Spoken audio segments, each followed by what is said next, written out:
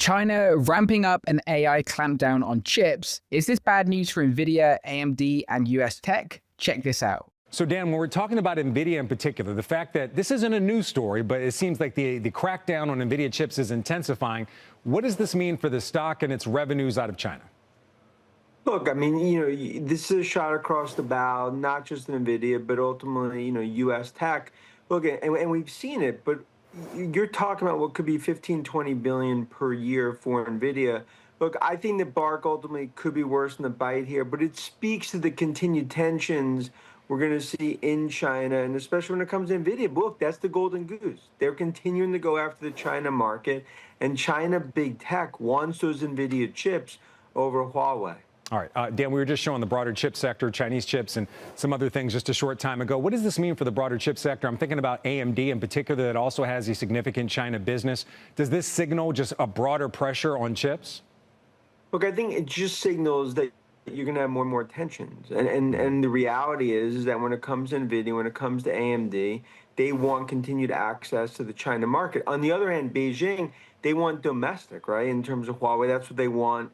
Baba and everyone to use. The reality is one chip in the world fueling the AI revolution, and that's Nvidia. Right. I know you've been a big bull on Nvidia, along with our Jim Cramer. A lot of other people see the stock having considerably more upside. I want to talk to you about other U.S. tech players. Are any other U.S. tech players potentially impacted by some of these tensions, or maybe gamesmanship between the U.S. and China? Again, China cracking down on the import of Nvidia chips, actually ramping up their customs enforcement and deterring Chinese companies from buying the chips. Any other companies out there, whether they be server companies, hardware companies of any kind? Yeah, TSMC clearly, and then you look across, broader, when you think about chips, what could be the impact for names like Broadcom and others? Look, Frank, I think right now, this is all a game of high stakes poker, but the reality is that those big tech companies in China, they want those Nvidia chips, and they're going to get them one way or another. That's why you see much more enforcement, and this is not going to calm down because it's an arms race going on between U.S. and China. Well, Dan, it's really great to have you here. As I was speaking, and you were just talking right now, something else just crossed the wire.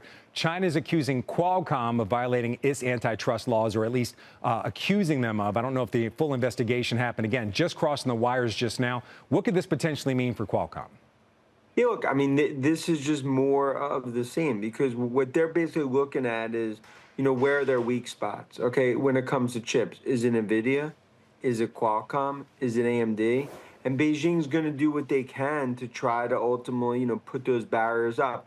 Look, I think for Qualcomm, the impact's probably going to be pretty minimal as this all plays out. But you got to see, because it's going to get a lot hotter in the kitchen, as you start to see this play out, especially the trillions that's going to be spent in the AI revolution. I thought this was a great clip from Dan Ives showing that Nvidia really has the advantage in the AI chip race. Chinese tech companies prefer Nvidia's chips over domestic Huawei alternatives despite government pressure, revealing Nvidia's technological advantage is too large to overcome through policy alone. Ives emphasizes the reality is one chip's fueling the world AI revolution, and that's Nvidia's. China big tech wants those Nvidia chips over Huawei, and those big tech companies in China say they want Nvidia's chips and they're going to get them one way or another.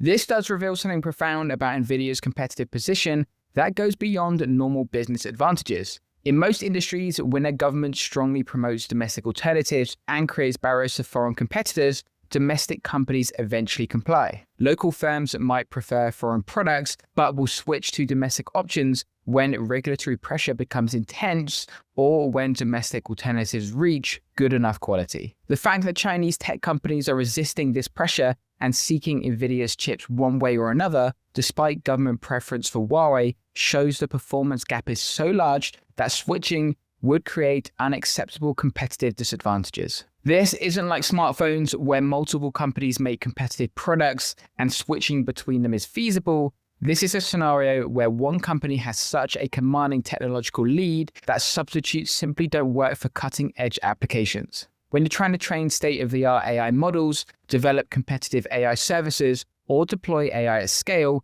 Nvidia's chips aren't just better than alternatives, they're often the only viable option for frontier performance, especially in training. The Huawei situation is particularly telling. Huawei is China's national champion in technology, backed by enormous government resources and political support. If any Chinese competitor could develop competitive AI chips, it would be Huawei. They have the funding, engineering talent, government contracts, and captive domestic market to develop alternatives. Yet despite all these advantages, Chinese tech companies still prefer Nvidia's chips. This isn't a matter of familiarity or ecosystem lock-in that could be overcome with time. It's a fundamental capability gap that persists despite years of development effort and unlimited resources. The implications for Nvidia's moat are staggering. If China's government support, Huawei's resources, and captive domestic market can't produce competitive alternatives, what chance do competitors have? AMD is trying to compete in AI chips but faces similar challenges. They're years behind on software ecosystem, don't have the full stack integration, and in some areas just cannot match performance. If Huawei with its advantages can't close the gap, AMD's challenge looks even more difficult. This suggests Nvidia's lead isn't just large, but potentially impossible to overcome with current approaches. Dan Ives' phrase on Chinese companies getting Nvidia chips one way or another also reveals the lengths Chinese companies will go to access Nvidia's chips. These are sophisticated, risk-averse organizations led by smart executives who understand geopolitical risk. The fact they're willing to navigate grey markets, use intermediaries, or risk regulatory penalties to get Nvidia's chips shows there's no viable alternative for their needs. If Huawei chips could deliver 80 to 90% of Nvidia's performance, Chinese companies would probably accept that and avoid the risks. By cracking down too hard on Nvidia's access, China risks crippling its own tech champions' AI capabilities. Alibaba, Tencent, ByteDance, Baidu, these companies compete globally against US tech giants. If they can't access the best AI chips, they'll fall behind Microsoft, Google, Meta, and Amazon in AI capabilities. This hurts China's competitive position in the global AI race more than it helps domestic chip makers. China is essentially forced to choose between supporting Huawei's chip business or supporting their tech giants' global competitiveness. Dan Ives' golden goose metaphor suggests that Nvidia's access kills Chinese tech companies' AI ambitions, which is an unacceptable outcome. If you found this video of any value, why not consider hitting subscribe?